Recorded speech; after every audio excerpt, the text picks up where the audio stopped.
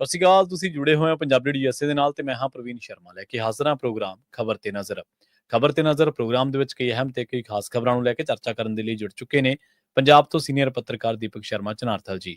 ਸ਼ਰਮਾ ਜੀ, ਸਤਿ ਸ਼੍ਰੀ ਅਕਾਲ। ਸਵਾਗਤ ਹੈ ਜੀ ਪੰਜਾਬੀ ਡੀਐਸਏ ਤੇ। ਸਤਿ ਸ਼੍ਰੀ ਅਕਾਲ ਪ੍ਰਵੀਨ ਜੀ, ਸਾਰੇ ਦਰਸ਼ਕਾਂ ਨੂੰ ਸਰੋਤਿਆਂ ਨੂੰ ਪਿਆਰ ਭਰੀ ਸਤਿ ਸ਼੍ਰੀ ਅਕਾਲ। ਸਤਿ ਸ਼੍ਰੀ ਅਕਾਲ ਜੀ। ਪ੍ਰੋਗਰਾਮ ਦੇ ਵਿੱਚ ਅੱਗੇ ਵਧਣ ਤੋਂ ਪਹਿਲਾਂ ਧੰਨਵਾਦ ਕਰਦੇ ਚੱਲੀਏ ਸਪਾਂਸਰਸ ਦਾ, ਜਿਹੜੇ ਜ਼ਰੀਆ ਬਣਦੇ ਨੇ ਇਹਨਾਂ ਪ੍ਰੋਗਰਾਮਾਂ ਨੂੰ ਤੁਹਾਡੇ ਤੱਕ ਪਹੁੰਚਾਉਣ ਦੇ ਲਈ। ਖਾਲਸਾ ਇੰਸ਼ੋਰੈਂਸ ਏਜੰਸੀ ਵਾਲੇ, ਜਿਨ੍ਹਾਂ ਤੋਂ ਤੁਸੀਂ ਹਰ ਤਰੀਕੇ ਦੀ ਇੰਸ਼ੋਰੈਂਸ ਲੈ ਸਕਦੇ ਹੋ। ਇੰਸ਼ੋਰੈਂਸ ਬਾਰੇ ਪਤਾ ਕਰਨ ਦੇ ਲਈ ਇਹਨਾਂ ਦਾ ਨੰਬਰ ਹੈ 468-272-2500। ਇਹ 1992 ਤੋਂ ਲਗਾਤਾਰ ਇੰਸ਼ੋਰੈਂਸ ਬਿਜ਼ਨਸ ਦੇ ਵਿੱਚ ਸ਼ਾਨਦਾਰ ਸੇਵਾਵਾਂ ਦੇ ਰਹੇ ਨੇ ਤੇ ਅਮਰੀਕਾ ਭਰ ਦੇ ਵਿੱਚ ਇੰਸ਼ੋਰੈਂਸ ਕਰਦੇ ਨੇ। ਓਬਾਮਾ ਕੇਅਰ, ਮੈਡੀਕਲ ਜਾਂ ਫਿਰ ਕਵਰਡ ਕੈਲੀਫੋਰਨੀਆ ਬਾਬਤ ਪਾਲਿਸੀ ਕਰਵਾਉਣ ਦੇ ਲਈ, ਸਲਾਹ ਲੈਣ ਦੇ ਲਈ ਅੱਜ ਹੀ ਕਾਲ ਕਰੋ 468-272-2500 ਤੇ। ਟਰਕੀਨਾ ਇਮੀਗ੍ਰੇਸ਼ਨ ਲਾ ਫਰਮ ਵਾਲੇ, ਜੇ ਟਰਕੀਨਾ ਟੋਨੀ ਟਰਕੀਨਾ ਦੇ ਨਾਲ ਤੁਸੀਂ ਯੂਐਸ ਇਮੀਗ੍ਰੇਸ਼ਨ ਬਾਬਤ ਕੋਈ ਵੀ ਸਲਾਹ ਕਰਨੀ ਹੈ ਤੇ ਇਹਨਾਂ ਦਾ ਨੰਬਰ ਹੈ 415-909-0503। ਗੁਰਦੀਪ ਸਿੰਘ ਬਿਰਦੀ ਕਲੋਵਿਸ, ਮਨਦੀਪ ਸਿੰਘ, ਸੰਦੀਪ ਕੌਰ ਸੈਨ ਹੋਜ਼ੇ, ਅਮਰੀਕ ਸਿੰਘ ਅਟਵਾਲ, ਜਰਨੈਲ ਸਿੰਘ ਯੂਬਾ ਸਿਟੀ, ਗੁਰਨਾਮ ਸਿੰਘ ਐਂਟੀਲੋਪ ਤੇ ਜਰਨੈਲ ਸਿੰਘ ਸਿਆਟਲ ਤੋਂ। ਇਹਨਾਂ ਸਾਰੇ ਹੀ ਸਪਾਂਸਰਸ ਦਾ ਬਹੁਤ ਬਹੁਤ ਧੰਨਵਾਦ। ਤੇ ਜੇਕਰ ਤੁਸੀਂ ਵੀ ਪੰਜਾਬੀ ਡੀਐਸਏ ਦੇ ਇਹਨਾਂ ਪ੍ਰੋਗਰਾਮਾਂ ਨੂੰ ਸਪਾਂਸਰ ਕਰਨਾ ਚਾਹੁੰਦੇ ਹੋ ਤਾਂ ਸਟੂਡੀਓ ਦਾ ਨੰਬਰ ਹੈ 468-272-5200। ਅੱਜ ਦਾ ਇਹ ਖਬਰ ਤੇ ਨਜ਼ਰ ਪ੍ਰੋਗਰਾਮ ਸਾਲ 2025 ਦੀ 6 ਮਈ ਦਾ ਪ੍ਰੋਗਰਾਮ ਹੈ ਤੇ ਦਿਨ ਅੱਜ ਮੰਗਲਵਾਰ ਹੈ। ਖਬਰਾਂ ਦੀ ਸ਼ੁਰੂਆਤ ਕਰੀਏ ਸ਼ਰਮਾ ਜੀ ਇਸ ਵੇਲੇ ਦੀ ਵੱਡੀ ਖਬਰ ਤੋਂ, ਜਿਹੜੀ ਖਬਰ ਦੇ ਬਾਰੇ ਹਰ ਕੋਈ ਜਾਣਨਾ ਚਾਹੁੰਦਾ ਹੈ ਔਰ ਜਿਹਦੇ ਮਨ ਦੇ ਵਿੱਚ ਇਸ ਖਬਰ ਤੋਂ ਬਾਅਦ ਕਈ ਤਰ੍ਹਾਂ ਦੇ ਤੌਖਲੇ ਨੇ। ਗੱਲ ਕਰੀਏ ਭਾਰਤ ਵੱਲੋਂ ਪਾਕਿਸਤਾਨ ਤੇ ਕੀਤੇ ਗਏ ਹਮਲੇ ਦੇ ਬਾਰੇ। ਇਹ ਮਿਜ਼ਾਈਲ ਹਮਲਾ ਕੀਤਾ ਗਿਆ ਤੇ ਇਹਦੇ ਵਿੱਚ ਦਾਅਵਾ ਇਹ ਕੀਤਾ ਗਿਆ ਕਿ 9 ਅੱਤਵਾਦੀ ਟਿਕਾਣੇ ਤਬਾਹ ਕੀਤੇ ਗਏ ਨੇ ਤੇ 30 ਮੌਤਾਂ ਹੋਈਆਂ ਨੇ ਜੀ। ਬਿਲਕੁਲ ਪ੍ਰਵੀਨ ਜੀ, ਰਾਤ ਦੇ ਕਰੀਬ 1:30 ਵਜੇ, ਮਤਲਬ ਸਾਡੀ ਮੰਗਲਵਾਰ ਦੀ ਰਾਤ ਬੀਤ ਗਈ ਸੀ ਤੇ ਬੁੱਧਵਾਰ ਦੀ ਤੜਕ ਚੜ੍ਹਨ ਵਾਲੀ ਸੀ, ਜਦੋਂ 1:30 ਵਜੇ ਦੇ ਕਰੀਬ ਭਾਰਤੀ ਫੌਜ ਨੇ ਸਾਂਝੇ ਤੌਰ ਤੇ ਸਾਡੀ ਮਤਲਬ ਜਿਹੜੀ ਥਲ ਸੈਨਾ ਉਹਨੇ ਤੇ ਜਿਹੜੀ ਹਵਾਈ ਸੈਨਾ ਉਹਨੇ, ਇਹਨਾਂ ਨੇ ਮਿਲ ਕੇ ਕਹਿੰਦੇ ਸਾਂਝਾ ਆਪਰੇਸ਼ਨ ਕੀਤਾ। ਜੋ ANI ਦੀ ਰਿਪੋਰਟ ਹੈ ਜੀ, ANI ਦੀ ਰਿਪੋਰਟ ਦੇ ਜਿਹੜੀ ਅਧਿਕਾਰਤ ਨਿਊਜ਼ ਏਜੰਸੀ ਹੈ ਉਹਦੀ ਰਿਪੋਰਟ ਦੇ ਅਨੁਸਾਰ ਉਹਨਾਂ ਨੇ ਕੁਝ ਫੁਟੇਜ ਵੀ ਜਾਰੀ ਕੀਤੀਆਂ ਨੇ। ਉਹਦੇ ਆਧਾਰ ਦੇ ਉੱਤੇ ਇਹ ਹੈ ਕਿ ਭਾਰਤੀ ਫੌਜ ਨੇ ਮਿਲ ਕੇ ਸਾਂਝਾ ਆਪਰੇਸ਼ਨ ਸੰਦੂਰ ਨੂੰ ਅੰਜਾਮ ਦਿੱਤਾ ਤੇ ਇਸ ਦੇ ਵਿੱਚ ਪਾਕਿਸਤਾਨ ਦੇ ਉੱਤੇ 에ਅਰ ਸਟ੍ਰਾਈਕ ਕੀਤੀ ਗਈ ਹੈ। ਮਤਲਬ ਤੁਸੀਂ ਇਹਨੂੰ ਮਿਜ਼ਾਈਲ ਦਾਗਣ ਦੇ ਹਵਾਲੇ ਕਹਿ ਸਕਦੇ ਹੋ ਕਿ 24 ਦੇ ਕਰੀਬ ਮਿਜ਼ਾਈਲ ਦਾਗਣ ਦਾ ਹਵਾਲਾ ਆ ਰਿਹਾ ਤੇ ਕਿਹਾ ਜਾ ਰਿਹਾ ਕਿ 9 ਅੱਤਵਾਦੀ ਟਿਕਾਣੇ ਨੇ, ਜਿਨ੍ਹਾਂ ਚੋਂ 5 ਜਿਹਨੂੰ ਪਾਕਿਸਤਾਨ ਕਬਜ਼ੇ ਵਾਲਾ ਕਸ਼ਮੀਰ ਆ ਜਿਹੜਾ POK ਕਹਿੰਦੇ ਇਹਨੂੰ, 5 ਉਹਨਾਂ ਥਾਵਾਂ ਦੇ ਉੱਤੇ ਟਿਕਾਣੇ ਨੇ ਤੇ 4 ਪ੍ਰੋਪਰ ਪਾਕਿਸਤਾਨ ਦੇ ਅੰਦਰ ਵਾਲੇ ਖੇਤਰ ਨੇ। ਸੋ 9 ਟਿਕਾਣੇ ਦੇ ਉੱਤੇ ਕਹਿੰਦੇ ਕਿ ਇਹ ਮਿਜ਼ਾਈਲ ਅਟੈਕ ਕੀਤਾ ਗਿਆ, ਜਿਹਦੇ ਵਿੱਚ 30 ਮੌਤਾਂ ਹੋਣ ਦੀ ਖਬਰ ਹੈ। ਸੋ ਇਹ ਪਹਿਲਗਾਮ ਜਿਹੜਾ ਅੱਤਵਾਦੀ ਹਮਲਾ ਸੀਗਾ ਜਿਹਦੇ ਵਿੱਚ ਸਾਡੇ ਜੀ ਮਾਰੇ ਗਏ, ਉਸ ਘਟਨਾ ਤੋਂ 15 ਦਿਨਾਂ ਬਾਅਦ ਇਸ ਕਾਰਵਾਈ ਨੂੰ ਅੰਜਾਮ ਦਿੱਤਾ ਗਿਆ। ਸੋ ਪਾਕਿਸਤਾਨ ਤੇ ਪਾਕਿਸਤਾਨ ਦੇ ਕਬਜ਼ੇ ਵਾਲੇ ਕਸ਼ਮੀਰ ਦੇ ਵਿੱਚ ਇਹ 9 ਟਿਕਾਣਿਆਂ ਦੇ ਉੱਤੇ ਅੱਤਵਾਦੀ, ਖਾਸ ਕਰ ਅੱਤਵਾਦੀ ਟਿਕਾਣਿਆਂ ਦੇ ਉੱਤੇ ਜਿਹੜੀ ANI ਦੀ ਰਿਪੋਰਟ ਹੈ ਉਹ ਕਹਿੰਦੀ ਹੈ ਕਿ ਅੱਤਵਾਦੀ ਟਿਕਾਣਿਆਂ ਨੂੰ ਨਿਸ਼ਾਨਾ ਬਣਾਇਆ, ਕੋਈ ਆਮ ਪਬਲਿਕ ਨੂੰ ਨਿਸ਼ਾਨਾ ਨਹੀਂ ਬਣਾਇਆ ਤੇ ਫੌਜ ਦੇ ਕਿਸੇ ਟਿਕਾਣੇ ਨੂੰ ਨਿਸ਼ਾਨਾ ਨਹੀਂ ਬਣਾਇਆ। ਸੋ ਜਿਹੜੇ ਕੁੱਲ ਮਿਲਾ ਕੇ ਜੈਸ਼ ਤੇ ਲਸ਼ਕਰ ਦੇ ਜਿਹੜੇ ਕਹਿੰਦੇ ਹੈੱਡਕੁਆਟਰ ਨੇ ਉਹ ਭਾਰਤੀ ਫੌਜ ਨੇ ਤਬਾਹ ਕਰ ਦਿੱਤੇ ਨੇ। ਤੇ ਇਸ ਦੇ ਵਿੱਚ ਮੈਂ ਦੇਖ ਰਿਹਾ ਸੀਗਾ ਕਿ 1:30 ਵਜੇ ਦਾ ਟਾਈਮ ਦਿੱਤਾ ਜਾ ਰਿਹਾ ਤੇ ਇਹਨੂੰ ਮੈਂ ਆਪਰੇਸ਼ਨ ਸੰਦੂਰ ਦਾ ਨਾਂ ਦਿੱਤਾ। ਠੀਕ ਹੈ। ਮੈਂ ਕੁਝ ਟਿਕਾਣੇ ਦੇਖ ਰਿਹਾ ਸੀਗਾ, ਉਹ ਚ ਬਹਾਵਲਪੁਰ ਹੈ, ਮੁਰੀਦੀ ਕੇ ਹੈ, ਬਾਗ ਹੈ, ਕੋਟਲੀ ਹੈ ਨਾ, ਗੁਲਪੁਰ ਹੈ, ਭੀਮਬੇਰ ਹੈ, ਇਸੇ ਤਰ੍ਹਾਂ ਸਿਆਲਕੋਟ ਹੈ, ਚੱਕ ਅਮਰੂ ਹੈ, ਮੁਜ਼ੱਫਰਾਬਾਦ ਹੈ। ਇਸ ਤਰ੍ਹਾਂ ਇਹ 9 ਟਿਕਾਣੇ ਉਹਨਾਂ ਦੇ ਖੇਤਰਾਂ ਦੇ ਅੰਦਰ ਇਹ ਮਿਜ਼ਾਈਲਾਂ ਦਾਗੀਆਂ ਗਈਆਂ ਨੇ ਤੇ ਉਹ ਟਿਕਾਣੇ ਨੇ ਜਿੱਥੇ ਕਹਿੰਦੇ ਕਿ ਅੱਤਵਾਦੀ ਆਪਣੀ ਗਤੀਵਿਧੀਆਂ ਚਲਾਉਂਦੇ ਸੀ, ਜਿੱਥੇ ਉਹ ਇਸ ਅਜਿਹੀਆਂ ਘਟਨਾਵਾਂ ਨੂੰ ਅੰਜਾਮ ਦੇਣ ਦੀ ਟ੍ਰੇਨਿੰਗ ਕਰਦੇ ਸੀ ਜਾਂ ਆਪਣੀਆਂ ਮੀਟਿੰਗਾਂ ਕਰਦੇ ਸੀ, ਹੈੱਡਕੁਆਟਰ ਸੀ। ਪਾਕਿਸਤਾਨ ਦੀ ਸਥਾਨਕ ਰਿਪੋਰਟ ਦੇ ਆਧਾਰ ਤੇ ਵੀ ਇਹ ਆ ਰਹੀ ਹੈ ਖਬਰ ਕਿ ਉਹਨਾਂ ਨੇ ਦਾਅਵਾ ਕੀਤਾ ਕਿ 24 ਮਿਸਾਈਲਾਂ ਦਾਗੀਆਂ ਗਈਆਂ ਤੇ 30 ਦੀਆਂ ਮੌਤ ਦੀ ਖਬਰ ਹੈ। ਇੱਧਰ ਭਾਰਤ ਵੱਲੋਂ ANI ਦੀ ਨਿਊਜ਼ ਏਜੰਸੀ ਦੀ ਵੀ ਰਿਪੋਰਟ ਇਹੀ ਹੈ ਕਿ ਲਸ਼ਕਰੇ ਤੇ ਜੈਸ਼ ਦੇ ਜਿਹੜੇ ਟਿਕਾਣੇ ਨੇ ਉਹਨਾਂ ਨੂੰ ਤਬਾਹ ਕਰ ਦਿੱਤਾ ਤੇ 30 ਦੀ ਇਹਦੇ ਵਿੱਚ 30 ਅੱਤਵਾਦੀਆਂ ਦੀ ਇਹਦੇ ਵਿੱਚ ਜਾਨ ਗਈ ਹੈ। ਭਾਰਤ ਨੇ ਦਾਅਵਾ ਕੀਤਾ ਕਿ ਪਾਕਿਸਤਾਨ ਦੇ ਫੌਜੀ ਟਿਕਾਣਿਆਂ ਨੂੰ ਅਸੀਂ ਬਿਲਕੁਲ ਵੀ ਨਿਸ਼ਾਨਾ ਨਹੀਂ ਬਣਾਇਆ। ਇੰਡੀਅਨ ਆਰਮੀ ਨੇ ਕਿਹਾ ਕਿ ਪਾਕਿਸਤਾਨ ਫੌਜ ਜਿੱਥੇ ਜਿੱਥੇ ਉਹਨਾਂ ਦੇ ਟਿਕਾਣੇ ਸੀ ਉਸ ਨੂੰ ਕੋਈ ਛੇੜਖਾਨੀ ਨਹੀਂ ਕੀਤੀ ਗਈ, ਅਸੀਂ ਸਿਰਫ ਅੱਤਵਾਦੀਆਂ ਨੂੰ ਨਿਸ਼ਾਨੇ ਤੇ ਰੱਖਿਆ ਜਿੱਥੇ ਉਹਨਾਂ ਟ੍ਰੇਨਿੰਗ ਸੈਂਟਰ ਚੱਲਦੇ ਸੀਗੇ ਔਰ ਇਹ ਸਾਂਝਾ ਆਪਰੇਸ਼ਨ ਸੀਗਾ ਇੰਡੀਅਨ ਆਰਮੀ ਦਾ ਤੇ ਹਵਾਈ ਫੌਜ ਦਾ। ਮੈਂ ਉੱਥੇ ਦੀ ਵੀ ਕੁਝ ਨਿਊਜ਼ ਲੱਭਣ ਦੀ ਕੋਸ਼ਿਸ਼ ਕੀਤੀ ਕਿ ਉੱਧਰਲਾ ਮੀਡੀਆ ਕੀ ਬੋਲ ਰਿਹਾ। ਉਹਦੇ ਵਿੱਚ ਮੈਂ ਦੇਖ ਰਿਹਾ ਸੀਗਾ Jio TV ਦੇ ਉੱਤੇ ਪਾਕਿਸਤਾਨ ਦੇ ਜਿਹੜੇ ਡਿਫੈਂਸ ਮਿਨਿਸਟਰ ਨੇ ਖਵਾਜਾ ਆਸ਼ਿਕ, ਉਹ ਕਹਿ ਰਹੇ ਸੀ ਕਿ ਭਾਰਤੀ ਫੌਜ ਨੇ ਮਿਜ਼ਾਈਲ ਹਮਲਾ ਕੀਤਾ ਜੀ ਹੈ ਨਾ। ਇਸੇ ਤਰ੍ਹਾਂ ਫਿਰ ਦੂਜੇ ਕੁਝ ਰਿਪੋਰਟਾਂ ਇਹ ਵੀ ਆ ਰਹੀਆਂ ਸੀਗੀਆਂ, ਉਹ ਕਹਿ ਰਹੇ ਸੀਗੇ ਕਿ ਜੀ ਪਾਕਿਸਤਾਨ ਦੀ ਫੌਜ ਨੇ, ਆਰਮੀ ਨੇ ਭਾਰਤੀ ਫੌਜ ਦੇ 5 ਜਹਾਜ਼ ਡੇਗ ਲਏ। ਇਹੋ ਜਿਹੇ ਦਾਅਵੇ ਵੀ ਪਾਕਿਸਤਾਨ ਮੀਡੀਆ 'ਚ ਚੱਲ ਰਹੇ ਨੇ। ਤੇ ਉਹਨਾਂ ਨੇ ਇਹ ਵੀ ਕਿਹਾ ਕਿ ਨਹੀਂ ਜੀ, ਸਾਡੇ ਤਾਂ 5 ਟਿਕਾਣੇ ਨਿਸ਼ਾਨੇ ਬਣਾਏ ਨੇ, 3 ਦੀ ਉਹ ਮੌਤ ਹੋਈ ਆ। ਫਿਰ ਕੁਝ ਮੀਡੀਆ ਇਹ ਵੀ ਕਹਿ ਰਿਹਾ ਸੀਗਾ ਕਿ ਨਹੀਂ, 8 ਟਿਕਾਣੇ ਨਿਸ਼ਾਨੇ ਤੇ ਆਏ ਨੇ ਜੀ, ਤੇ ਮੌਤਾਂ 9 ਦੇ ਉੱਪਰ ਨੇ ਜੀ, ਹੈ ਨਾ। ਫਿਰ ਕਹਿੰਦੇ ਨਹੀਂ ਜੀ, ਕੋਈ ਮੀਡੀਆ 6 ਟਿਕਾਣੇ ਵੀ ਕਹੀ ਜਾ ਰਹੇ। ਪਰ ਜਿਹੜੀ ਮੈਂ ਅਧਿਕਾਰ ਤੋਂ ਉੱਥੇ ਦੇ ਕੁਝ ਰਿਪੋਰਟਾਂ ਦੇਖ ਰਹੀ ਸੀ, ਉਹਦੇ ਵਿੱਚ ਇਹ ਦਾਅਵੇ ਹੈਗੇ ਨੇ ਕਿ 30 ਦੇ ਕਰੀਬ ਮੌਤਾਂ ਨੇ, 24 ਤੋਂ ਵੱਧ ਮਿਸਾਈਲਾਂ ਦਾਗੀਆਂ ਗਈਆਂ। ਔਰ ਭਾਰਤੀ ਮੀਡੀਆ ਦੇ ਵਿੱਚ ਵੀ NI ਦੀ ਰਿਪੋਰਟ ਦੇ ਆਧਾਰ ਤੇ ਇਹੀ ਗੱਲ ਚੱਲ ਰਹੀ ਆ ਕਿ ਬਿਲਕੁਲ ਜੀ 9 ਅੱਤਵਾਦੀ ਟਿਕਾਣੇ ਤਬਾਹ ਕੀਤੇ ਨੇ, ਔਰ 30 ਦੇ ਕਰੀਬ ਮੌਤਾਂ ਨੇ, ਔਰ 24 ਤੋਂ ਵੱਧ ਮਿਸਾਈਲਾਂ ਦਾਗੀਆਂ ਗਈਆਂ ਨੇ। ਮੈਂ ਦੇਖ ਰਿਹਾ ਸੀਗਾ ਕਿ ਜਿਹੜਾ ਪ੍ਰਵੀਨ ਜੀ ਉਰੀ ਹਮਲਾ ਹੋਇਆ ਸੀਗਾ, ਉਹ ਤੋਂ 11 ਦਿਨਾਂ ਬਾਅਦ ਸਰਜੀਕਲ ਸਟ੍ਰਾਈਕ ਹੋਈ ਸੀ। ਔਰ ਇਸੇ ਤਰ੍ਹਾਂ ਜਿਹੜਾ ਪੁਲਵਾਮਾ ਅਟੈਕ ਸੀਗਾ, ਉਹ ਤੋਂ 12 ਦਿਨਾਂ ਬਾਅਦ 에ਅਰ ਸਟ੍ਰਾਈਕ ਹੋਈ ਸੀ। ਤੇ ਹੁਣ ਜਿਹੜਾ ਪਹਿਲਗਾਮ ਅੱਤਵਾਦੀ ਹਮਲਾ ਹੈ, ਉਹ ਤੋਂ 15 ਦਿਨਾਂ ਬਾਅਦ ਇਹ ਮਿਜ਼ਾਈਲ ਸਟ੍ਰਾਈਕ ਹੋਈ ਹੈ। ਸੋ ਇਹ ਖਬਰਾਂ ਨੇ ਕੁਝ ਫੁਟੇਜ ਜਾਰੀ ਹੋਈ ਹੈ, ਔਰ ਇਹ ਰਾਤ ਦੇ ਕਰੀਬ 1:30 ਵਜੇ ਦਾ ਸਮਾਂ ਦੱਸਿਆ ਜਾ ਰਿਹਾ। ਮੰਗਲਵਾਰ ਦੀ ਰਾਤ ਬੀਤ ਚੁੱਕੀ ਸੀ, ਬੁੱਧਵਾਰ ਦੀ ਸਵੇਰ ਚੜ੍ਹੀ ਹੈ। ਸੋ ਕੀ ਇਸੇ ਨਾਲ ਜੇ ਇੱਥੇ ਜੰਗ ਰੁਕ ਜਾਂਦੀ ਹੈ ਨਾ, ਤਾਂ ਵੀ ਦੋਵੇਂ ਮੁਲਕਾਂ ਲਈ ਸਹੀ ਹੋਏਗਾ। ਜੇ ਫੌਜਾਂ ਆਪਸ ਵਿੱਚ ਟਕਰਾਉਂਦੀਆਂ ਨੇ ਤਾਂ ਭਾਰੀ ਨੁਕਸਾਨ ਦਾ ਖਤਰਾ ਪੈਦਾ ਹੁੰਦਾ। ਬਿਲਕੁਲ ਜੀ, ਉਹ ਖਤਰਾ ਬਰਕਰਾਰ ਹੈ ਸ਼ਰਮਾ ਜੀ। ਉਹ ਤਾਂ ਅਗਲੀ ਖਬਰ ਦੇ ਵੱਲ ਵਧੀਆ ਤੇ ਗੱਲ ਕਰੀਏ ਮੌਕ ਡਰਿਲ ਦੀ। ਕਹਿੰਦੇ ਪੰਜਾਬ ਸਣੇ ਪੂਰੇ ਭਾਰਤ ਦੇ ਵਿੱਚ ਅੱਜ 244 ਥਾਵਾਂ ਤੇ ਹੋਣੀ ਹੈ ਜੀ ਮੌਕ ਡਰਿਲ। ਬਿਲਕੁਲ ਜੀ, ਆਪਾਂ ਪਿਛਲੇ 2 ਦਿਨਾਂ ਤੋਂ ਇਸ ਮੌਕ ਡਰਿਲ ਦੇ ਹਵਾਲੇ ਨਾਲ, ਜਾਂ ਜਿਵੇਂ ਪਹਿਲਾਂ ਬਲੈਕ ਆਊਟ ਕਰਾਇਆ ਗਿਆ, ਉਹਦੇ ਹਵਾਲੇ ਨਾਲ ਆਪਾਂ ਗੱਲ ਕਰਦੇ ਆਏ ਹਾਂ ਕਿ ਇਹ ਵੀ ਜਾਣਕਾਰੀਆਂ ਸੀਗੀਆਂ ਜਿਹੜੀਆਂ ਜਾਣਕਾਰੀਆਂ ਏਦਾਂ ਨਹੀਂ ਨਸ਼ਰ ਕੀਤੀਆਂ ਜਾਂਦੀਆਂ ਹੁੰਦੀਆਂ। ਫਿਰ ਉਹਦੇ ਵਿੱਚੋਂ ਜਾਣਕਾਰੀਆਂ ਬਿਲਕੁਲ ਆ ਰਹੀਆਂ ਸੀਗੀਆਂ ਕਿ ਹੋ ਸਕਦਾ ਕਿ ਜਿਸ ਦਿਨ ਮੌਕ ਡਰਿਲ ਹੋਵੇ ਉਸ ਸਮੇਂ ਦੇ ਵਿੱਚ ਹੀ ਇਹ ਕਾਰਵਾਈ ਹੋ ਜਾਵੇ, ਪਰ ਉਹ ਤੋਂ ਵੀ ਇੱਕ ਰਾਤ ਪਹਿਲਾਂ ਚੁਣੀ ਗਈ। ਹਾਂ, ਕੱਲ ਕੁਝ ਥਾਵਾਂ ਦੇ ਉੱਤੇ ਲਖਨਊ ਕੀ, ਡਲ ਝੀਲ ਕੀ, ਕਸ਼ਮੀਰ ਦੇ ਕੁਝ ਥਾਵਾਂ ਤੇ ਕੀ, ਉੱਥੇ ਵੀ ਕੱਲ ਮੌਕ ਡਰਿਲ ਹੋਈ ਹੈ।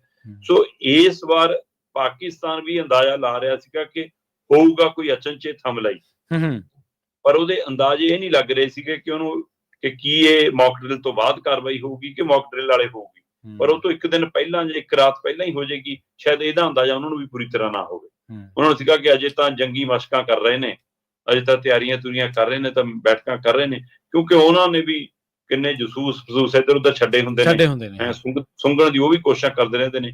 ਪਰ ਇਸ ਤਰ੍ਹਾਂ ਦਾ ਜਿਹੜਾ ਇਹ ਹੈ, ਇਹ ਫੌਜ ਦੇ ਹਵਾਲੇ ਜਦੋਂ ਕੀਤਾ ਜਾਂਦਾ ਹੈ, ਇਹ ਫੌਜ ਦਾ ਐਕਸ਼ਨ ਹੁੰਦਾ।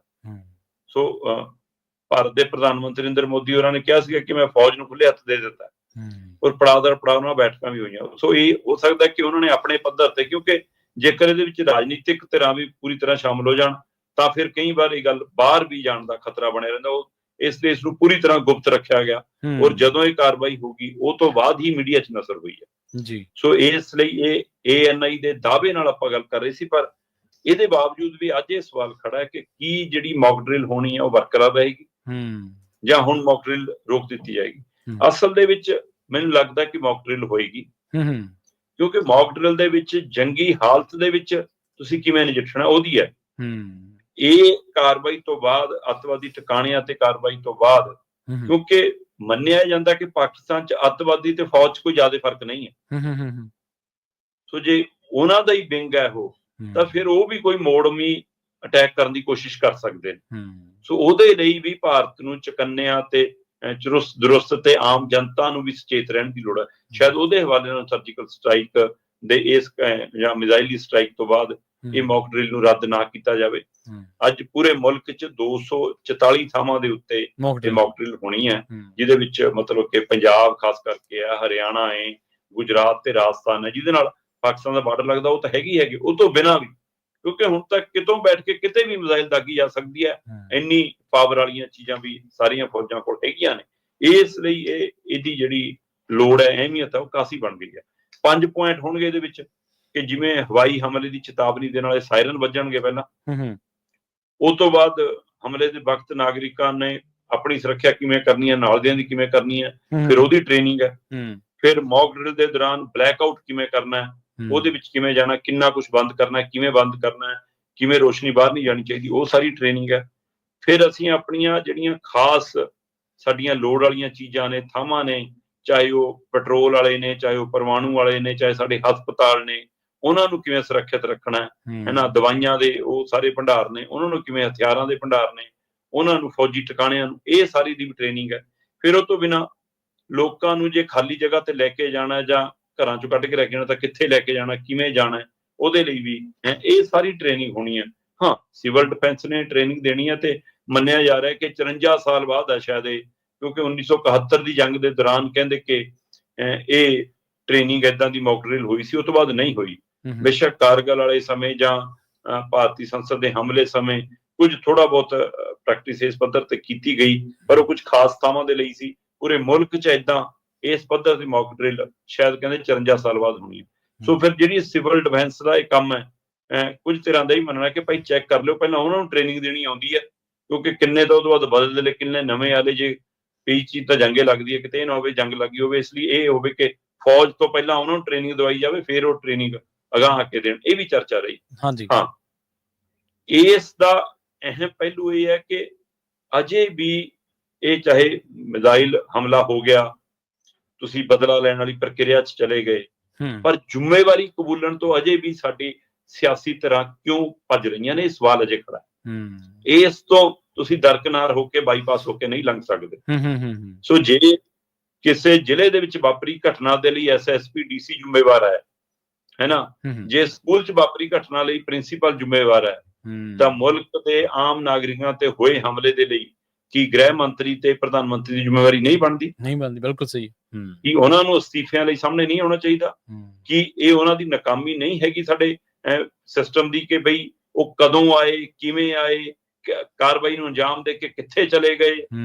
ਸੋ ਠੀਕ ਹੈ, ਇਹ ਫੌਜ ਨੇ ਆਪਣੀ ਕਾਰਵਾਈ ਕੀਤੀ ਹੈ, ਫੌਜ ਦੇ ਉੱਤੇ ਕਦੇ ਸ਼ੰਕੇ ਸ਼ੋਭੇ ਨਹੀਂ ਹੋਏ, ਪਰ ਸਿਆਸੀ ਸਿਸਟਮ ਜ਼ਿੰਮੇਵਾਰੀ ਤੋਂ ਕਿਉਂ ਭੱਜਦਾ? ਲੋਕਾਂ ਨੂੰ ਸੁਰੱਖਿਆ ਦੇਣੀ, ਕਿ ਜੇ ਉਹ ਕਹਿੰਦੇ ਕਿ ਇਹ ਰਿਪੋਰਟਾਂ ਜਿਹੜੀਆਂ ਆਈਆਂ ਨੇ, ਜਾਂ ਵਿਰੋਧੀ ਧਿਰ ਦੇ ਲੀਡਰ, ਕੱਲ ਮੈਂ ਖੜਗੇ ਨੂੰ ਸੁਣ ਰਿਹਾ ਸੀ, ਉਹ ਵੀ ਬੋਲ ਰਹੇ ਸੀ ਰਾਂਚੀ ਦੇ ਵਿੱਚ, ਉਹ ਕਹਿੰਦੇ ਵੀ ਇਹ ਜੇ ਸਰਕਾਰ ਨੂੰ ਇਨਪੁਟ ਸੀ ਕਿ ਉੱਥੇ ਕੋਈ ਅੱਤਵਾਦੀ ਹਮਲਾ ਹੋਣਾ, ਕਿ ਤਾਂ ਹੀ ਪ੍ਰਧਾਨ ਮੰਤਰੀ ਮੋਦੀ ਨੇ 3 ਦਿਨ ਪਹਿਲਾਂ ਆਪਣਾ ਦੌਰਾ ਰੱਦ ਕੀਤਾ ਕਸ਼ਮੀਰ ਦਾ। ਕਹਿੰਦੇ ਜੇ ਉਹਨਾਂ ਨੇ ਆਪਣਾ ਦੌਰਾ ਰੱਦ ਕੀਤਾ ਸੀ ਇਹ ਇਨਪੁਟ ਦੇ ਆਧਾਰ ਦੇ ਉੱਤੇ, ਤਾਂ ਫਿਰ ਆਮ ਜਨਤਾ ਦੀ ਸੁਰੱਖਿਆ ਲਈ ਕੀ ਕੀਤਾ? ਸਵਾਲ ਤਾਂ ਉਹ ਰਹਿਣਗੇ। ਸੋ ਪਰ ਭਾਰਤੀ ਫੌਜ ਦੇ ਉੱਤੇ ਮਾਣ ਰਹੇਗਾ ਹਮੇਸ਼ਾ। ਤੇ ਇੱਧਰ ਆਹ ਤਿਆਰੀ ਹੈ ਜੀ, ਜਿਹਦੇ ਕਾਰਨ ਪੂਰੇ ਮੁਲਕ 'ਚ ਡਰ ਦਾ ਮਾਹੌਲ ਹੈ। ਬੇਸ਼ੱਕ ਹੋ ਸਕਦਾ ਕਿ ਅੱਜ ਦੀ ਇਸ ਕਾਰਵਾਈ ਤੋਂ ਬਾਅਦ ਥੋੜਾ ਜਿਹਾ ਲੋਕਾਂ ਨੂੰ ਲੱਗੇ ਕਿ ਚਲੋ ਸ਼ਾਇਦ ਜੰਗ ਟਲ ਗਈ, ਪਰ ਉਧਰੋਂ ਕੋਈ ਜੇ ਸ਼ਰਾਰਤ ਹੁੰਦੀ ਹੈ, ਸਾਨੂੰ ਉਹਦੇ ਲਈ ਤਿਆਰ ਰਹਿਣਾ ਪੈਣਾ। ਇਸ ਲਈ ਲੋਕਾਂ ਦੇ ਵਿੱਚ ਇਹ ਵੀ ਫਿਕਰ ਸਹਿਮ, ਮੈਂ ਕੱਲ ਦੇਖਿਆ ਪ੍ਰਵੀਨ ਜੀ, ਕਿ ਲੋਕ ਸਮਾਨ ਇਕੱਠਾ ਕਰ ਰਹੇ ਸੀ, ਰਾਸ਼ਨ ਪੱਤਾ ਇਕੱਠਾ ਕਰ ਰਹੇ ਸੀ, ਹੈ ਨਾ, ਕੋਈ ਮਤਲਬ ਕਿ ਪੈਸੇ ਨਗਦੀ ਕਢਾ ਰਿਹਾ ਸੀ, ਪਤਾ ਨਹੀਂ ਬੈਂਕ ਨਾ ਬੰਦ ਹੋ ਜਾਣ, ATM ਨਾ ਚੱਲਣ, ਫਿਰ ਉਹਨਾਂ 'ਚ ਪੈਸੇ ਕੌਣ ਪਾਊਗਾ? ਇਹਦੇ ਲਈ ਲੋਕ ਪੈਨਿਕ ਨਜ਼ਰ ਆਏ। ਕਈ ਆਪਣੇ ਜਵਾਕਾਂ ਨੂੰ, ਬੱਚਿਆਂ ਨੂੰ, ਪਰਿਵਾਰਕ ਜੀਆਂ ਨੂੰ ਜਿਹੜੇ ਬਾਹਰ ਨੌਕਰੀ ਪੇਸ਼ੇ ਕਰਦੇ ਨੇ, ਛੁੱਟੀਆਂ ਲੈ ਕੇ ਘਰੇ ਬੁਲਾ ਰਹੇ ਸੀ ਕਿ ਘਰੇ ਆ ਜਾਓ। ਕਈਆਂ ਨੂੰ ਕਰੋਨਾ ਕਾਲ ਵਾਂਗ ਫਿਰ ਆਪਣੀਆਂ ਪ੍ਰਾਈਵੇਟ ਨੌਕਰੀਆਂ ਜਾਣ ਦਾ ਖਤਰਾ ਸੀ, ਹੈ ਨਾ, ਛੋਟੇ ਦੁਕਾਨਦਾਰ ਕਾਰੋਬਾਰੀ ਨੂੰ ਆਪਣੇ ਰੁਜ਼ਗਾਰ ਖੁੱਸਣ ਦਾ ਖਤਰਾ ਸੀ, ਕਿਸਾਨ ਮਜ਼ਦੂਰ ਨੂੰ ਆਪਣੇ ਖੇਤਾਂ ਤੋਂ, ਆਪਣੇ ਦਿਹਾੜੀ ਵਾਲੀਆਂ ਥਾਵਾਂ ਤੋਂ ਦੂਰ ਹੋਣ ਦਾ ਖਤਰਾ। ਸੋ ਇਹ ਖਤਰੇ ਅਜੇ ਟਲੇ ਨਹੀਂ, ਬਰਕਰਾਰ ਨੇ, ਔਰ ਮੰਨਿਆ ਜਾ ਰਿਹਾ ਕਿ ਅੱਜ ਮੌਕ ਡਰਿਲ ਹੋਏਗੀ। ਹਾਂ, ਇਸ ਫੌਜੀ ਕਾਰਵਾਈ ਤੋਂ ਬਾਅਦ, ਇਹ ਮਿਜ਼ਾਈਲੀ ਕਾਰਵਾਈ ਤੋਂ ਬਾਅਦ ਹੋ ਸਕਦਾ ਹੈ ਕਿ ਕੋਈ ਹਾਈ ਪਾਵਰ ਦੀ ਮੀਟਿੰਗ ਹੋਵੇ, ਉਹ ਤੋਂ ਬਾਅਦ ਫੈਸਲਾ ਹੋਵੇ, ਕਿਉਂਕਿ ਇਹ ਸਾਰੀਆਂ ਜਿਹੜੀਆਂ ਮੌਕ ਡਰਿਲ ਦੀਆਂ ਕਾਰਵਾਈਆਂ ਨੇ ਉਹ ਬਾਅਦ ਦੁਪਹਿਰ ਜਾਂ ਸ਼ਾਮ ਨੂੰ ਹੋਣੀਆਂ ਨੇ। ਜੀ ਬਿਲਕੁਲ, ਦੇਖਦੇ ਹਾਂ ਕਿ ਅੱਗੇ ਜਿਹੜੇ ਫੈਸਲੇ ਨੇ ਉਹ ਦੋਨਾਂ ਮੁਲਕਾਂ ਦੇ ਵੱਲੋਂ ਲਏ ਜਾਣਗੇ। ਤੇ ਆਪਾਂ ਪੰਜਾਬ ਦੇ ਵੱਲ ਰੁਖ ਕਰੀਏ ਸ਼ਰਮਾ ਜੀ। ਪੰਜਾਬ ਦੇ ਇੱਕ ਬਹੁਤ ਵੱਡੇ ਮਸਲੇ ਜਿਹਦੇ ਬਾਰੇ ਆਪਾਂ ਲਗਾਤਾਰ ਚਰਚਾ ਕਰਦੇ ਆ ਰਹੇ ਹਾਂ, SYL ਕਹਿੰਦੇ ਇਸ ਮਾਮਲੇ ਦੇ ਵਿੱਚ ਪੰਜਾਬ ਦੇ ਸਿਰ ਤੇ ਇੱਕ ਵਾਰ ਫਿਰ ਤੋਂ ਤਲਵਾਰ ਲਟਕ ਗਈ ਹੈ ਜੀ। ਪ੍ਰਵੀਨ ਜੀ, ਇੱਕ ਪਾਸੇ ਪੰਜਾਬ ਦਾ ਹਰਿਆਣੇ ਨਾਲ ਪਾਣੀਆਂ ਦੇ ਮਸਲੇ ਤੇ ਪੇਚਾ ਪਿਆ ਹੋਇਆ, ਕੁਝ ਧਿਰਾਂ ਅਦਾਲਤ ਦਾ ਰੁਖ ਕਰ ਚੁੱਕੀਆਂ, ਉਹ ਸਾਰੀ ਕਾਰਵਾਈ ਚੱਲ ਰਹੀ ਹੈ, ਉਹਦੇ ਨਾਲ ਅਸੀਂ 2-4 ਹੋ ਰਹੇ ਹਾਂ। ਪਰ ਇੱਧਰ SYL ਵਾਲਾ ਜਿੰਨੀ ਇੱਕ ਵਾਰ ਫਿਰ ਬੋਤਲੋਂ ਬਾਹਰ ਆਇਆ, ਉਹ ਬਿਆਨੀ ਤਾਂ ਆ ਹੀ ਰਿਹਾ ਸੀਗਾ, ਉਹ ਵਿਧਾਨ ਸਭਾ ਦੇ ਸੈਸ਼ਨ ਦੌਰਾਨ ਵੀ ਸੀਗਾ, ਪਰ ਕੱਲ ਸੁਪਰੀਮ ਕੋਰਟ 'ਚ ਸੁਣਵਾਈ ਸੀ, ਔਰ ਮਾਣਯੋਗ ਸੁਪਰੀਮ ਕੋਰਟ ਨੇ ਇੱਕ ਵਾਰ ਫਿਰ ਉਸੇ ਗੱਲ ਨੂੰ ਦੁਹਰਾਉਂਦਿਆਂ ਹੋਇਆਂ ਕਿ ਬਈ ਤੁਸੀਂ ਕਿਉਂ ਨਹੀਂ ਨਹਿਰ ਬਣਾਉਂਦੇ, ਕਿਉਂ ਨਹੀਂ ਇਸ ਮਸਲੇ ਨੂੰ ਨਿਬੇੜਦੇ, ਅਦਾਲਤੀ ਹੁਕਮ ਮੰਨਣ ਤੋਂ ਕਿਉਂ ਪਰੇ ਹੋ ਰਹੇ ਹੋ, ਹੈ ਨਾ, ਇਹ ਸਾਰੀ ਕਾਰਵਾਈ ਦੇ ਵਿੱਚ ਹਰਿਆਣਾ ਉਹੀ ਆਪਣੇ ਗੱਲ ਦੇ ਉੱਤੇ ਕਿ ਦੇਖੋ ਜੀ ਅਸੀਂ ਤਾਂ 92 ਕਿਲੋਮੀਟਰ ਆਪਣੀ ਬਣਾ ਕੇ ਬੈਠੇ ਆ, ਇਹਨਾਂ ਦੇ ਖੇਤਰ ਦੀ ਜਿਹੜੀ 122 ਕਿਲੋਮੀਟਰ ਦੇ ਕਰੀਬ ਇਹ ਨਹੀਂ ਬਣਾਉਂਦੇ ਜੀ, ਟੋਟਲ 214 ਕਿਲੋਮੀਟਰ ਅਸੀਂ ਤਾਂ ਬਣਾ ਕੇ ਬੈਠੇ ਆ ਜੀ, ਇਹ ਬਣਾਉਂਦੇ ਨਹੀਂਗੇ। ਫਿਰ ਮਾਨਯੋਗ ਸੁਪਰੀਮ ਕੋਰਟ ਨੇ ਪੰਜਾਬ ਨੂੰ ਹਦਾਇਤ ਕੀਤੀ, ਹਰਿਆਣੇ ਨੂੰ ਵੀ ਹਦਾਇਤ ਕੀਤੀ ਕਿ ਵੀ ਕੇਂਦਰ ਨਾਲ ਬੈਠ ਕੇ ਮਸਲਾ ਨਿਬੇੜੋ, ਕੇਂਦਰ ਨੂੰ ਸਹਿਯੋਗ ਕਰੋ ਜੀ। ਪ੍ਰਵੀਨ ਜੀ, ਕੁਝ ਮਸਲੇ ਸੰਸਦੀ ਹੁਕਮਾਂ ਨਾਲ, ਕੁਝ ਮਸਲੇ ਅਦਾਲਤੀ ਹੁਕਮਾਂ ਨਾਲ ਵੀ ਨਹੀਂ ਨਿਬੜਦੇ ਹੁੰਦੇ। ਕੁਝ ਮਸਲੇ ਲੋਕ ਰਾਏ ਨਾਲ, ਲੋਕਾਂ ਦੀ ਦਲੀਲ ਨਾਲ, ਲੋਕਾਂ ਦੇ ਪੱਖ ਨਾਲ ਜੁੜੇ ਹੁੰਦੇ ਨੇ। ਇਹ ਅਕੀਦੇ ਨਾਲ ਜੁੜਿਆ ਮਸਲਾ ਹੈ ਜੀ, ਇਹ ਪੰਜਾਬ ਦੀ ਧਰਾਤਲ ਨਾਲ, ਹੋਂਦ ਨਾਲ ਜੁੜਿਆ ਮਸਲਾ ਹੈ। ਹਾਂਜੀ, ਸੋ ਇਸ ਨੂੰ ਅਦਾਲਤਾਂ ਨੂੰ, ਸਿਸਟਮ ਨੂੰ, ਸਰਕਾਰਾਂ ਨੂੰ ਇੱਕ ਵੱਖਰੇ ਨਜ਼ਰੀਏ ਤੋਂ ਦੇਖਣਾ ਪਏਗਾ। ਜੇਕਰ ਇਹ ਦਿੱਕੀ ਤੱਕੀ ਹੋਈ ਤਾਂ ਪਿਛਲਾ ਇਤਿਹਾਸ ਸਾਡੇ ਮੂਹਰੇ ਖੜਾ ਹੈ, ਕਿਤੇ ਉਧਰ ਨੂੰ ਪੰਜਾਬ ਨਾ ਧੱਕਿਆ ਜਾਵੇ। ਇਹਦੇ ਲਈ ਵੀ ਸੰਜੀਦਗੀ ਨਾਲ ਚੱਲਣ ਦੀ ਲੋੜ ਹੈ। ਪਰ ਜਿਸ ਤਰ੍ਹਾਂ ਇਹ ਕਿਹਾ ਜਾ ਰਿਹਾ ਕਿ ਕੇਂਦਰ ਨੂੰ ਸਹਿਯੋਗ ਕਰੋ, ਕਿਹੜਾ ਸਹਿਯੋਗ ਜਨਾਬ? ਸਹਿਯੋਗ ਤਾਂ ਇਹ ਹੁੰਦਾ ਹੈ ਕਿ ਉਹ ਕੁਝ ਸਾਡੀ ਸੁਣਨ, ਕੁਝ ਉਹਨਾਂ ਦੀ ਸੁਣਨ, ਕੁਝ ਸਾਡੀ ਮੰਨਣ, ਕੁਝ ਉਹਨਾਂ ਦੀ ਮੰਨਣ, ਕੁਝ ਸਾਨੂੰ ਰਾਹਤ ਦੇਣ, ਕੁਝ ਉਹਨਾਂ ਨੂੰ ਰਾਹਤ ਦੇਣ, ਫਿਰ ਤਾਂ ਸਾਂਝੇ ਤੌਰ ਤੇ ਕੋਈ ਗੱਲ ਤੁਰੇ। ਜੇ ਤੁਸੀਂ ਕਰਨਾ ਹੀ ਧੱਕਾ, ਇੱਕੋ ਇੱਕ ਫੈਸਲਾ ਹੈ ਕਿ ਸਹਿਯੋਗ ਇਹੀ ਹੈ ਜੀ ਕਿ ਨਹਿਰ ਬਣਾ ਦਿਓ, ਤੇ ਪੰਜਾਬ ਕਹਿੰਦੇ ਸਾਡੇ ਕੋਲ ਪਾਣੀ ਉਹ ਨਹੀਂ ਦੇਣ ਨੂੰ, ਕਹਿੰਦੇ ਜੀ ਪਾਣੀ ਕਦ ਕਿਹਾ ਚ ਨਹਿਰ ਬਣਾਓ, ਵੀ ਫਿਰ ਨਹਿਰ ਬਣਾ ਕੇ ਕਰਨੀ ਕੀ ਹੈ ਜੇ ਪਾਣੀ ਉਹ ਨਹੀਂ ਦੇਣ ਨੂੰ? ਤੇ ਫਿਰ ਨਹਿਰ ਕਾਹਦੇ ਲਈ ਬਣਨੀ ਹੈ? ਹੋਰ ਉਹਦੇ ਵਿੱਚ ਕਰਨਾ ਕੀ ਹੈ? ਤੁਸੀਂ ਮੱਛੀ ਪਾਲਣ ਤਾਂ ਕਰਨਾ ਨਹੀਂ, ਤੁਸੀਂ ਹੁਣ ਤਾਂ ਪਾਣੀ ਮਿਲਣਾ। ਤੇ ਜੇ ਦੂਸਰੀ ਤਰ੍ਹਾਂ ਜਿਹੜਾ ਪਾਣੀ ਜਾ ਰਿਹਾ ਉਹਦਾ ਮਸਲਾ ਜੇ ਫਸਿਆ ਕਿ ਨਾ ਉਹਦੀ ਅਦਾਇਗੀ, ਨਾ ਤੁਸੀਂ ਰਿਪੇਰੀਅਨ ਸਿਧਾਂਤ ਦੇ ਹਿਸਾਬ ਨਾਲ ਪਾਣੀ ਦੇ ਉਸ ਸੂਬੇ ਦੇ ਹੱਕ ਤੇ ਆਉਂਦੇ ਹੋ, ਹਿਮਾਚਲ ਤੇ ਪੰਜਾਬ ਆਉਂਦਾ ਉਸ ਦੇ ਆਧਾਰ ਤੇ ਕਿ ਹਾਂ ਕੁਦਰਤੀ ਤੌਰ ਦੇ ਉੱਤੇ ਜਿੱਥੋਂ ਦਰਿਆ ਲੰਘਦੇ ਨੇ, ਤੁਸੀਂ ਉਹਦੇ ਵਿੱਚ ਵੀ ਨਹੀਂ ਆਉਂਦੇ ਤੇ ਤੁਸੀਂ ਤਾਂ ਵੀ ਹੱਕ ਹਕੂਕ ਮੰਨੀ ਜਾਂਦੇ ਹੋ, ਅਦਾਇਗੀ ਕਰਨ ਲਈ ਤਿਆਰ ਨਹੀਂ, ਜਿੰਨਾ ਪਾਣੀ ਮਿਲਦਾ ਉਹਦੇ ਲਈ ਧੰਨਵਾਦ ਨਹੀਂ ਕਰਦੇ। ਸੋ ਇਹ ਸਾਰੀ ਸਥਿਤੀ ਦੇ ਵਿੱਚ ਮੈਨੂੰ ਨਹੀਂ ਲੱਗਦਾ ਕਿ ਇਸ ਮਸਲੇ ਤੇ ਇੰਜ ਮਸਲਾ ਨਿਬੜੂਗਾ, ਤੇ ਇਸ ਲਈ ਨਵੀਂ ਤਲਵਾਰ ਹੀ ਲਟਕ ਗਈ ਆ। ਮਾਨਯੋਗ ਸੁਪਰੀਮ ਕੋਰਟ ਨੇ ਕਿਹਾ ਕਿ ਵੀ ਜੇਕਰ ਕੇਂਦਰ ਇਹਨਾਂ ਦੋਹਾਂ ਧਿਰਾਂ ਨਾਲ ਬੈਠ ਕੇ ਮਸਲਾ ਨਿਬੇੜਦਾ ਤਾਂ ਨਿਬੇੜ ਲਓ, ਨਹੀਂ ਤਾਂ 13 ਅਗਸਤ ਨੂੰ ਫਿਰ ਅਸੀਂ ਮੁੜ ਕੇ ਸੁਣਵਾਈ ਕਰਾਂਗੇ ਤੇ ਫਿਰ ਅਸੀਂ ਦੇਖਾਂਗੇ। ਸੋ ਜੇ ਅਜਿਹਾ ਕੋਈ ਅਦਾਲਤੀ ਹੁਕਮ ਆਉਂਦਾ ਹੈ ਫਿਰ ਪੰਜਾਬ ਕਿਸ ਤਰ੍ਹਾਂ ਰਿਐਕਟ ਕਰੂਗਾ, ਇਹਦਾ ਫਿਕਰ ਖੜਾ ਜਨਾਬ। ਦੇਖੋ, ਸੁਪਰੀਮ ਕੋਰਟ ਤਾਂ ਚਲੋ ਜਿਹੜੀ ਨਿਆਂ ਦੀ ਸਭ ਤੋਂ ਵੱਡੀ ਧਿਰ ਹੈ ਸ਼ਰਮਾ ਜੀ, ਆਪਾਂ ਉਹਦੀ ਕਿਸੇ ਗੱਲ ਨੂੰ ਰੱਦ ਨਹੀਂ ਕਰਦੇ, ਪਰ ਆਪਾਂ ਇੰਨਾ ਜ਼ਰੂਰ ਕਹਿ ਸਕਦੇ ਹਾਂ ਕਿ ਜਿਹੜੇ ਪੰਜਾਬ ਦੀਆਂ ਹੁਣ ਤੱਕ ਦੀਆਂ ਜਿਹੜੀਆਂ ਅਗਵਾਈ ਕਰਤਾ ਧਿਰਾਂ ਹੋਈਆਂ, ਚਾਹੇ ਅਕਾਲੀ ਦਲ ਦੇ ਰੂਪ ਦੇ ਵਿੱਚ, ਚਾਹੇ ਉਹ ਕਾਂਗਰਸ ਦੇ ਰੂਪ ਦੇ ਵਿੱਚ, ਉਹਨਾਂ ਨੇ ਇਸ ਮਾਮਲੇ ਦੇ ਵਿੱਚ ਉਹ ਲਗਾਤਾਰ ਕੋਰਟ ਦੇ ਵਿੱਚ ਜਾ ਕੇ ਜਾਂ ਇਸ ਮਾਮਲੇ ਦੀ ਜਿਹੜੀ ਕਾਨੂੰਨੀ ਚਾਰਾਜੋਈ ਸੀਗੀ ਉਹਦੇ ਉੱਤੇ ਜਦੋਂ ਜਿਹੜੀ ਉਹਨਾਂ ਦੀ ਅਪਰੋਚ ਸੀ ਉਹ ਬਹੁਤ ਬਚਕਾਨਾ ਸੀਗੀ। ਜੇ ਤੁਸੀਂ ਪਾਣੀਆਂ ਦੀ ਮਾਲਕੀ ਦੇ ਵੱਲ ਵਧੋਗੇ, ਜੇ ਤੁਸੀਂ ਕਹੋਗੇ ਭਾਈ ਤੈਅ ਕਰ ਲਓ ਪਹਿਲਾਂ, ਜਾਂ ਇਹ ਰਾਜਾਂ ਦਾ ਵਿਸ਼ਾ ਹੈ, ਜੇ ਰਾਜਾਂ ਦਾ ਵਿਸ਼ਾ ਨਾ ਉਸ ਮਾਮਲੇ 'ਚ ਟ੍ਰਿਬਿਊਨਲ ਦੀ ਕੋਈ ਬਣਦੀ ਹੈ ਸੰਭਾਵਨਾ, ਨਾ ਉਸ ਮਾਮਲੇ 'ਚ ਕੇਂਦਰ ਦਖਲ ਦੇ ਸਕਦਾ, ਜੇ ਕੇਂਦਰ ਦੇ ਟ੍ਰਿਬਿਊਨਲ ਦਾ ਤਾਂ ਇੱਥੇ ਕੋਈ ਮਤਲਬ ਹੀ ਨਹੀਂ ਬਣਦਾ ਜਦੋਂ ਉਹ ਰਿਪੇਰੀਅਨ ਸਿਧਾਂਤ ਦੇ ਅਨੁਸਾਰ ਸਾਡੇ ਹਿੱਸੇਦਾਰ ਹੀ ਨਹੀਂ ਗਏ। ਹਾਂਜੀ, ਟ੍ਰਿਬਿਊਨਲ ਕਿੱਥੋਂ ਆਇਆ? ਤੇ ਇਹ ਸਾਡੇ ਆਗੂ ਮੰਗ ਕੇ ਟ੍ਰਿਬਿਊਨਲ ਦੂਸਰੇ ਪਾਸੇ ਇਹਦੇ ਵਿੱਚ ਜੇ ਤੁਸੀਂ ਮਾਲਕੀ ਵੀ ਤੈਅ ਨਹੀਂ ਕਰਨੀ, ਸੂਬਿਆਂ ਦੇ ਅਧਿਕਾਰ ਖੇਤਰ ਨਾਲ ਵੀ ਨਹੀਂ ਚੱਲਣਾ, ਤਾਂ ਵਰਲਡ ਦਾ, ਦੁਨੀਆ ਦਾ ਜਿਹੜਾ ਪਾਣੀ ਆ ਵੰਡ ਦਾ ਸਿਧਾਂਤ ਹੈ, 25 ਸਾਲ ਬਾਅਦ ਦੁਬਾਰਾ ਫਰਮਾਇਸ਼ ਉਹੀ ਤਾਂ ਕਰਾ ਕੇ ਦੇਖ ਲਓ, ਹਾਂਜੀ ਉਹਦੇ ਪਰ ਤਾਂ ਜੋ ਉਹਦੇ ਪਰ ਵੀ ਆਉਣ ਲਈ ਤਿਆਰ ਨਹੀਂ। ਬਿਲਕੁਲ, ਆਪਾਂ ਕੇਂਦਰ ਨੂੰ ਕਹਿੰਦੇ ਉਪਲਬਧਤਾ ਕਿੰਨੀ ਹੈ ਤੇ ਸਾਡੀ ਲੋੜ ਕਿੰਨੀ ਵਧੀ ਹੈ, ਸਾਡੀ ਵੀ ਤਾਂ ਜਨਸੰਖਿਆ ਵਧੀ ਹੈ ਜੀ, ਤੇ ਪਾਣੀ ਦਾ ਪੱਧਰ ਘਟ ਰਿਹਾ ਤੇ ਤੁਹਾਡੇ ਹਿੱਸੇ ਜਿੰਨੇ ਤੈਅ ਨੇ 19 ਸਾਲਾਂ ਤੋਂ ਉਹੀ ਪੂਰੇ ਜਾ ਰਹੇ ਨੇ। ਬਿਲਕੁਲ, ਤੇ ਫਿਰ ਅਸੀਂ ਕਿੱਥੇ ਨੂੰ ਜਾਣਾ? ਅਸੀਂ ਸਿਰਫ ਬਰਸਾਤ ਦੇ ਵਿੱਚ ਪਾਣੀ 'ਚ ਡੁੱਬਣ ਲਈ ਆ? ਇਹ ਸਵਾਲ ਬਿਲਕੁਲ ਖੜਾ ਜਿਉਂਦਾ ਸੀ। ਇਹਦੇ ਉੱਤੇ ਵੀ ਮਤਲਬ ਕਿ ਮਾਨਯੋਗ ਅਦਾਲਤਾਂ ਨੂੰ ਨਜ਼ਰਸਾਨੀ ਕਰਨ ਦੀ ਲੋੜ ਹੈ, ਇਸ ਨੂੰ ਮੁੱਢੋਂ ਬਾਚਣ ਦੀ ਲੋੜ ਹੈ, ਨਾ ਕਿ ਇੱਕ ਫਰਮਾਨ ਨੂੰ ਹੀ ਅੱਗੇ ਵਧਾਉਣ ਦੀ ਲੋੜ ਹੈ। ਇਸ ਲਈ ਇਹਨੂੰ ਇਸ ਤਰੀਕੇ ਨਾਲ ਲੈਣ ਦੀ ਲੋੜ ਹੈ ਕਿ ਇਹਦੇ ਨਾਲ ਜੇ ਤੁਸੀਂ ਜਨਤਾ 'ਚ ਰੋਹ ਪੈਦਾ ਕਰਨਾ ਹੈ, ਜਨਤਾ 'ਚ ਵਿਦਰੋਹ ਪੈਦਾ ਕਰਨਾ ਹੈ, ਜੇ ਦੋ ਸੂਬਿਆਂ 'ਚ ਟਕਰਾਅ ਪੈਦਾ ਕਰਨਾ ਹੈ, ਫਿਰ ਇਹ ਕੋਈ ਸਿਆਣਪ ਭਰੇ ਫੈਸਲੇ ਨਹੀਂ ਹੁੰਦੇ। ਜੀ ਬਿਲਕੁਲ, ਸਹੀ ਗੱਲ ਤੁਸੀਂ। ਤੇ ਆਪਾਂ ਵੱਧਦੇ ਅਗਲੀ ਖਬਰ ਦੇ ਵੱਲ। ਪਾਣੀਆਂ ਦੀ ਜੰਗ ਦੇ ਮਾਮਲੇ ਦੇ ਵਿੱਚ ਕਹਿੰਦੇ ਆਪਾਂ ਕੱਲ ਵੀ ਗੱਲਬਾਤ ਕਰ ਰਹੇ ਸੀਗੇ ਪ੍ਰੋਗਰਾਮ ਖਬਰ ਤੇ ਨਜ਼ਰ ਦੇ ਵਿੱਚ ਕਿ BBMB ਹਾਈ ਕੋਰਟ ਗਿਆ ਜਿਹੜਾ, ਪਰ ਕਹਿੰਦੇ ਕਿ BBMB ਨਹੀਂ ਗਿਆ, ਮੋਦੀ ਸਰਕਾਰ ਵੀ ਹਾਈ ਕੋਰਟ ਗਈ। ਪ੍ਰਵੀਨ ਜੀ, BBMB ਜਾ ਕੇ ਹਾਈ ਕੋਰਟ 'ਚ ਕਹਿੰਦਾ ਕਿ ਜੀ ਇਹ ਦੇਖੋ ਜੀ ਸਾਡੇ ਤੇ ਨਾ ਪੁਲਿਸ ਲਾਤੀ ਜੀ ਇਹਨਾਂ ਨੇ, ਇਹਨਾਂ ਨੇ ਸਾਡੇ ਤੋਂ ਕੰਟਰੋਲ ਖੋਹ ਲਿਆ ਜੀ, ਸਾਡੇ ਕੰਮ 'ਚ ਦਖਲ ਦਿੰਦੇ ਨੇ ਜੀ, ਪੰਜਾਬ ਪੁਲਿਸ ਨੇ ਕੰਟਰੋਲ ਆਪਣੇ ਹੱਥ 'ਚ ਲੈ ਲਿਆ। ਇਹ BBMB ਵੀ ਪੰਜਾਬ ਦਾ ਹੈ ਤੇ ਪੰਜਾਬ ਪੁਲਿਸ ਵੀ ਪੰਜਾਬ ਦੀ ਹੈ, ਫਿਰ ਸਰਕਾਰ ਕੋਲ ਆਉਂਦੇ ਨਾ, ਸਹੀ ਅਦਾਲਤ ਕਿਉਂ ਗਏ? ਜੇ BBMB ਦਾ ਰੋਟੀ ਪਾਣੀ ਪੰਜਾਬ ਚਲਾ ਰਿਹਾ, ਤੁਹਾਡੀਆਂ ਤਨਖਾਹਾਂ ਭੱਤੇ ਤੁਹਾਡੇ ਕੁੱਲ ਬਜਟ ਦਾ 60% ਪੰਜਾਬ ਦੇ ਰਿਹਾ, ਤਾਂ ਪੰਜਾਬ ਨਾਲ ਗੱਲ ਕਰੋ ਨਾ। ਚਲੋ ਜੇ ਤੁਸੀਂ ਇਸੇ ਗੱਲ ਤੇ ਆਉਣਾ ਤੇ ਹਰਿਆਣਾ ਤੇ ਰਾਜਸਥਾਨ ਤੁਹਾਡੇ ਭਾਈਵਾਲ ਨੇ, ਤੁਸੀਂ ਬੈਠ ਕੇ ਵੀ ਵੋਟਿੰਗ ਪਵਾ ਕੇ ਦੇਖ ਲਈ ਤਾਂ ਵੀ ਗੱਲ ਸਿਰੇ ਨਾ ਚੜੀ ਤੁਹਾਡੀ। ਸਹੀ ਬਿਲਕੁਲ। ਇਹਦਾ ਮਤਲਬ ਤੁਸੀਂ ਮਸਲਾ ਤਾਂ ਪੰਜਾਬ ਹਰਿਆਣਾ ਨਾਲ ਬੈਠ ਕੇ ਨਿਬੇੜਨਾ ਸੀ ਨਾ, ਹਿਮਾਚਲ ਨਾਲ ਬੈਠ ਕੇ ਨਿਬੇੜਨਾ ਨਾ। ਤੁਸੀਂ ਰਾਜਸਥਾਨ ਨੂੰ ਵਿੱਚ ਬਿਠਾ ਲਿਆ, ਪਰ ਕੇਂਦਰ ਵਿੱਚ ਕਿੱਥੋਂ ਆਇਆ? ਕੇਂਦਰ ਦਾ ਵਿੱਚ ਰੋਲ ਕਿੱਥੋਂ ਆਇਆ? ਕੇਂਦਰੀ ਹੁਕਮ ਆ ਗਿਆ ਜੀ, ਕੇਂਦਰ ਨੇ ਨਿਰਦੇਸ਼ ਦਿੱਤੇ ਜੀ, BBMP ਹੁਣ ਕੇਂਦਰੀ ਯੂਨਿਟ ਬਣ ਗਈ। ਜਿਹੜੀ ਟੈਂਪਰੇਰੀ ਯੂਨਿਟ ਸੀ ਉਹ ਕੇਂਦਰੀ ਯੂਨਿਟ ਬਣ ਗਿਆ। ਜੀ ਬਿਲਕੁਲ। ਜਿਹਦਾ ਨਾਂ ਹੀ ਆਪਣੇ ਆਪ ਚ ਦੱਸਦਾ ਕਿ ਤੁਹਾਡਾ ਕੰਮ ਸਿਰਫ ਡਿਊਟੀ ਬਜਾਉਣਾ, ਮੈਨੇਜਮੈਂਟ ਕਰਨਾ ਹੈ। ਹਾਂਜੀ ਸਹੀ। ਤੇ ਜੇ ਪਾਣੀ ਦੀ ਮਾਲਕੀ ਸਾਡੀ ਹੈ, ਡੈਮ ਸਾਡਾ ਹੈ, ਤੇ ਫਿਰ ਉਹਦੇ ਹਿਸਾਬ ਨਾਲ ਤੈਅ ਕਰਨਾ ਤਾਂ ਸਾਡਾ ਸਰਕਾਰਾਂ ਦਾ ਕੰਮ ਹੈ ਨਾ, ਪੰਜਾਬ ਦਾ ਕੰਮ ਹੈ ਨਾ। ਤੇ ਤੁਸੀਂ ਫਿਰ ਇਸ ਤਰ੍ਹਾਂ ਫਿਰ ਉਹ 60% ਵਾਲਾ ਫਾਰਮੂਲਾ ਵੀ ਆਪਾਂ ਕੱਲ ਵੀ ਗੱਲ ਕਰਕੇ ਹਟੇ ਕਿ ਜੇ ਸਾਡਾ 60% ਪਾਣੀ 'ਚ ਹਿੱਸਾ ਹੈ, ਬਜਟ 'ਚ ਹਿੱਸਾ ਹੈ, ਤੇ ਫਿਰ ਸਾਡੀ ਵੋਟ ਵੀ 60% ਹੈ। ਫਿਰ ਉੱਥੇ ਕਿਉਂ ਸਾਨੂੰ ਇੱਕ ਗਿਣਦੇ ਹੋ ਤੇ ਉਹਨਾਂ ਨੂੰ ਤਿੰਨਾਂ ਇਕੱਲੇ ਨੂੰ ਅੱਡ ਗਿਣਦੇ ਹੋ? ਫਿਰ ਉਹ 40% ਗਿਣੋ ਉਹਨਾਂ ਦੀ ਵੋਟਾਂ, ਸਾਨੂੰ 60 ਚ ਗਿਣੋ, ਫਿਰ ਉੱਥੇ ਵੀ ਆ ਜਾਓ। ਇਹ ਸਾਰੀ ਪ੍ਰਕਿਰਿਆ ਦੇ ਵਿੱਚ ਪ੍ਰਵੀਨ ਜੀ ਪੰਜਾਬ ਸਰਕਾਰ ਨੇ ਤਾਂ ਆਪਣਾ ਬਿਆਨੀਆ ਦੇਤਾ। ਠੀਕ ਹੈ। ਵੈਸੇ ਮੁੱਖ ਮੰਤਰੀ ਸਾਹਿਬ ਤਾਂ ਉਸੇ ਫਾਰਮੂਲੇ ਤੇ ਅਜੇ ਵੀ ਤੁਰੇ ਫਿਰਦੇ ਨੇ ਕਿ SYL ਦਾ ਬਦਲ YSL ਹੈ। ਪਤਾ ਨਹੀਂ ਕਿੱਥੋਂ ਕੱਢ ਲਿਆ ਉਹਨਾਂ ਨੇ ਇਹ, ਹੈ ਨਾ। ਤੇ ਜਦੋਂ ਕਿ ਇਹ ਵੀ ਧਰਾਤਲ ਤੇ ਦਰੁਸਤ ਨਹੀਂ ਹੈਗਾ। ਦੂਸਰੇ ਪਾਸੇ ਜੇ BBMP ਇਹ ਕਹਿੰਦਾ ਕਿ ਅਸੀਂ ਤਾਂ ਜੀ ਅਦਾਲਤ 'ਚ ਗਏ ਹਾਂ, ਤੁਸੀਂ ਮੰਨ ਸਕਦੇ ਹੋ ਕਿ ਬਾਬੂਆਂ ਨੂੰ ਅਦਾਲਤਾਂ 'ਚ ਗੇੜੇ ਮਾਰਨ ਦਾ ਸ਼ੌਂਕ ਹੁੰਦਾ? ਸਹੀ ਹੈ, ਬਿਲਕੁਲ ਸਹੀ। ਅਫਸਰਸ਼ਾਹੀ ਐਂ ਜਾ ਸਕਦੀ ਹੈ ਅਦਾਲਤ ਦੇ ਵਿੱਚ? ਇਹ ਤਾਂ ਥਾਣੇ ਦੇ ਵੀ ਪਿਛਲੇ ਪਾਸੇ ਲੰਘਦੇ ਆ, ਮੂਹਰੋਂ ਨਹੀਂ ਲੰਘਦੇ ਕਿ ਨਾ ਵੀ ਕੋਈ ਪੰਗਾ ਨਾ ਪੈ ਜਾਵੇ। ਸੋ ਇਸ ਲਈ ਇਹ ਸਭ ਨੂੰ ਸਮਝ ਆਉਂਦੀ ਹੈ ਕਿ BBMP ਨਹੀਂ ਗਿਆ, ਇਹ ਭਾਜਪਾ ਗਈ ਹੈ, ਇਹ ਕੇਂਦਰ ਸਰਕਾਰ ਗਈ ਹੈ, ਇਹ ਮੋਦੀ ਸਰਕਾਰ ਗਈ ਹੈ। ਤੇ ਜਿਹੜੇ ਹਰਿਆਣਾ ਵਾਲੇ ਟੱਪਦੇ ਨੇ ਉਹਨਾਂ ਦੀ ਪਿੱਠ ਤੇ ਵੀ ਮੋਦੀ ਸਰਕਾਰ।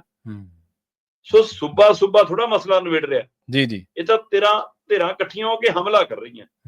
ਸੋ ਇਸ ਤਰ੍ਹਾਂ ਮਸਲੇ ਹੱਲ ਨਹੀਂ ਹੁੰਦੇ ਜੇ BBMP ਨੂੰ ਲੱਗਦਾ ਕਿ ਐਂ ਹੋ ਜਾਊਗਾ। ਮੈਂ ਤਾਂ ਹੀ ਕਹਿ ਰਿਹਾ ਕਿ ਮਾਨਯੋਗ ਅਦਾਲਤਾਂ ਨੂੰ ਵੀ ਧਰਾਤਲ ਤੋਂ ਮਸਲੇ ਨੂੰ ਬਚਣ ਦੀ ਲੋੜ ਹੈ ਕਿ ਅਸਲ ਸਥਿਤੀ ਕੀ ਹੈ, ਅਸਲ ਹਾਲਤ ਕੀ ਹੈ, ਅਸਲ ਹੱਕ ਸੱਚ ਕੀ ਹੈ।